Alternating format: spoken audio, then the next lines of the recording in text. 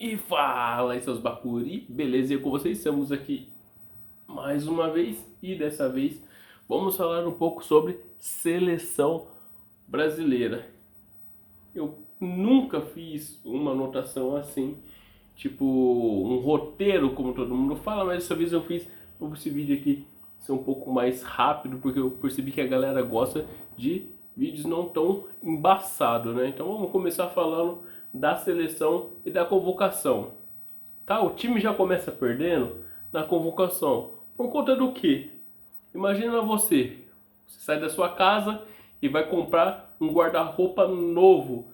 Você vai fazer compras para poder reabastecer o guarda-roupa. E nele você vai comprar roupas que não se combinam. Imagina só, você vai comprar, você vai sair, você vai na loja, você sai, compra uma camisa social, uma bermuda tactel e um sapato social ou então uma sandália. Cara, não vai rolar combinação e você vai sair já perdendo logo de cara por conta disso.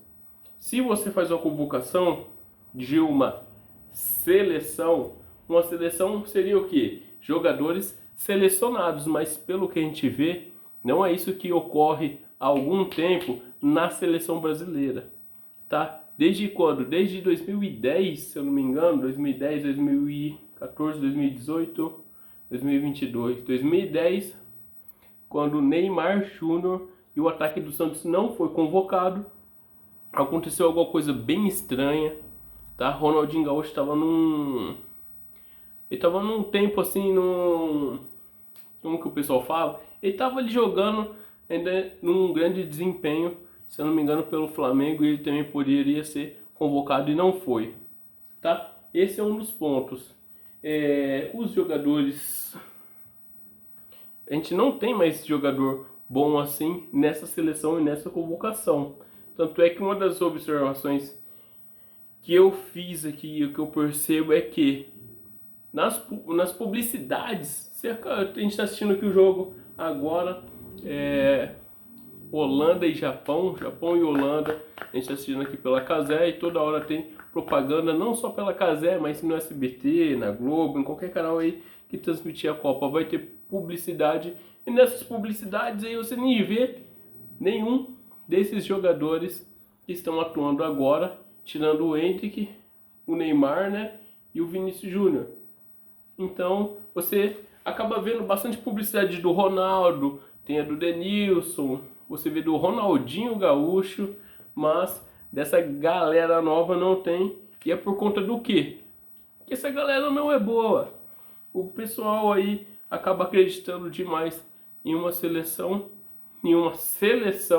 mas na real mesmo tem alguma coisa muito estranha por trás disso tudo, beleza? E eu acredito que essa seleção aí, os caras foram, do mesmo jeito que os 300 foram guerrear, aquela cena épica, onde ele encontra os outros gregos, não tinha falando besteira, né?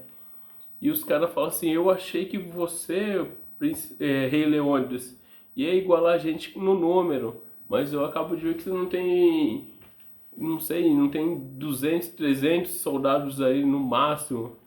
E o rei pergunta pro outro, na verdade ele pergunta pros guerreiros, fala assim, qual que é a sua profissão? Qual que é a sua profissão? E qual que é a sua profissão? Nenhum deles era guerreiros.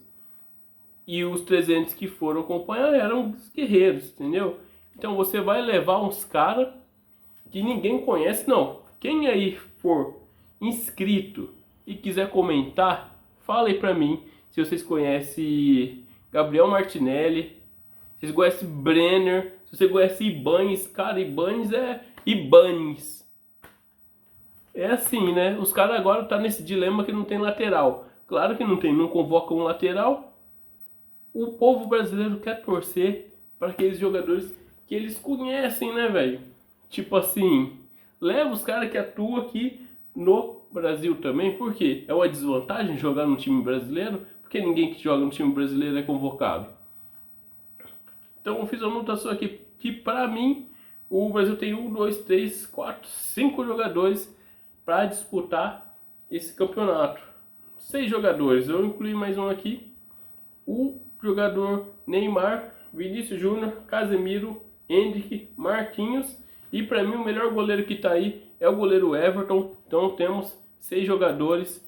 E o melhor goleiro para mim, que é o Everton, não vai jogar essa Copa por conta que ele atua num time brasileiro.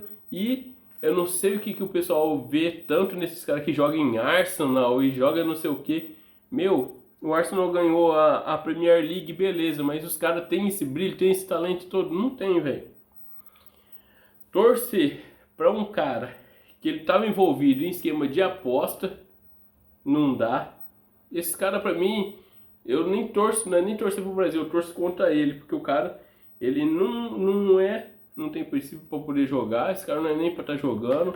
E sem contar com isso também, ele não tem nem qualidade para jogar e tá numa seleção.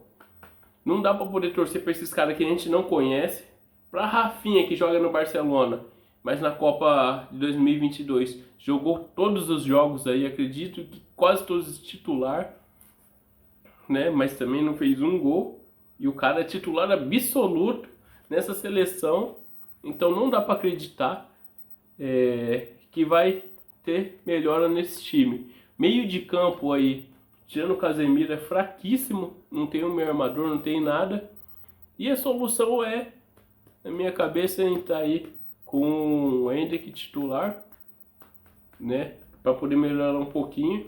E se o Neymar conseguir entrar também, vai melhorar, mas também não vai ser salvação, porque o meio é bem fraco, tá? A zaga também, tirando o Marquinhos aí, eu acredito que seja fraca também, tá? Eu, como corintiano, o jogador que mais merecia aí era o Gustavo Henrique, com certeza absoluta, um zagueiro que, além de defender pra caramba, ainda faz gol, faz muito gol. O cara não é convocado, alguma coisa muito estranha acontece aí nessa seleção brasileira.